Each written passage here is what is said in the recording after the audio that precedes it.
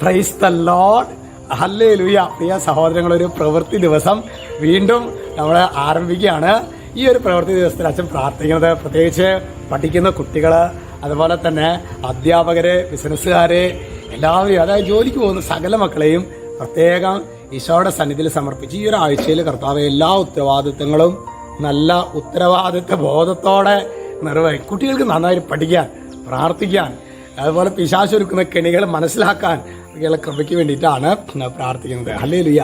പിന്നെ നമുക്കറിയാലോ, ഇന്നലെ നമ്മുടെ ധ്യാനം കഴിഞ്ഞിരിക്കുകയാണ്. അപ്പം ഇന്ന് പ്രഭാതത്തിലും ഇന്നത്തെ ദിവസം മുഴുവൻ പ്രാർത്ഥനയുടെ ഒരു ദിവസമാക്കി മാറ്റിയിരിക്കുകയാണ്. നമ്മൾ ഫുൾ പ്രയറിലാണ് ഇന്ന്.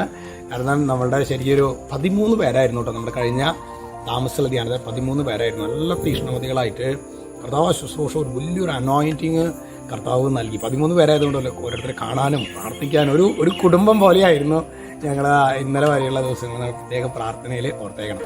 ഇന്ന് നമ്മൾ ധ്യാനിക്കുന്നത് ദിനവൃത്താന്തത്തിന്റെ 2-ാം പുസ്തകത്തിലെ 7:15. അവിടെ വചനം വെളിപ്പെടുന്നത് എങ്ങനെയാണ്? ഇവിടെ നിന്നുയരുന്ന പ്രാർത്ഥനകൾക്ക് നേരെ എൻ്റെ കണ്ണും കാതും ജാഗരൂകമായിരിക്കും. ഇവിടെ നിന്നുയരുന്ന പ്രാർത്ഥനകൾക്ക് നേരെ. പ്രിയ സഹോദരങ്ങളെ, ഈ പുതിയ നിയമ പശ്ചാത്തലം നമ്മൾ എടുക്കുമ്പോൾ ശരിക്ക് ഇവിടെ നിന്ന് പ്രാർത്ഥനകൾക്ക് നേരെ എൻ്റെ കണ്ണും കാതും നിന്നും ജാഗരൂകമായിരിക്കും എന്ന് പറയുമ്പോൾ ശരിക്കും നമ്മുടെ ദേവാലയത്തിൽ വിശുദ്ധ കുർബാനയുള്ള നമ്മുടെ ഇടവക പള്ളിയിൽ ശരിക്കും ഹൃദയം തുറന്ന് പ്രാർത്ഥിക്കുമ്പോൾ അവിടെ ഓരോ പ്രഭാതത്തില് ബലിയർപ്പിച്ച് ഏറ്റവും ശ്രേഷ്ഠമായ പ്രാർത്ഥന ബലിയർപ്പണ സമയത്തുള്ള പ്രാർത്ഥനയാണ്.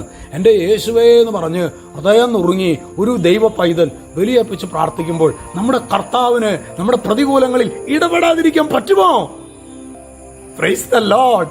അപ്പൊ അതുകൊണ്ട് ഈ ഒരു ശുശ്രൂഷ കാണുമ്പോൾ നിങ്ങൾ വലിയ പ്രതികൂലത്തിലും ദുഃഖത്തിലൊക്കെയുള്ള വ്യക്തികളാണ് എങ്കിൽ പ്രിയ സഹോദരങ്ങളെ, ഒന്നും പറ്റിയെങ്കിൽ അടുത്ത് ഏതെങ്കിലും ഒരു ദിവ്യകാരനുള്ള പള്ളി ഉണ്ടെങ്കിൽ അവിടെ പോയിട്ട് ഈശോയെ ഈശോയെ ഈശോയെ എന്ന് ഉള്ളോണ്ട് ഈശോയെ എന്ന് വിളിച്ച് പ്രാർത്ഥിക്കുക.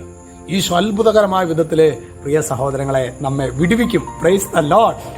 കർത്താവേ, ഈ ശുശ്രൂഷയിൽ പങ്കെടുക്കുന്ന ഓരോ മകനെ, ഓരോ മകളെ അവിടെ തിരുരക്തം കൊണ്ട് കഴുകണമേ, ഉന്നതമായ വിടുതൽ നൽകണമേ, യേശുക്രിസ്തുവിന്റെ നാമത്തിൽ ഇപ്പോഴും എപ്പോഴും എന്നേക്കും ആമേൻ.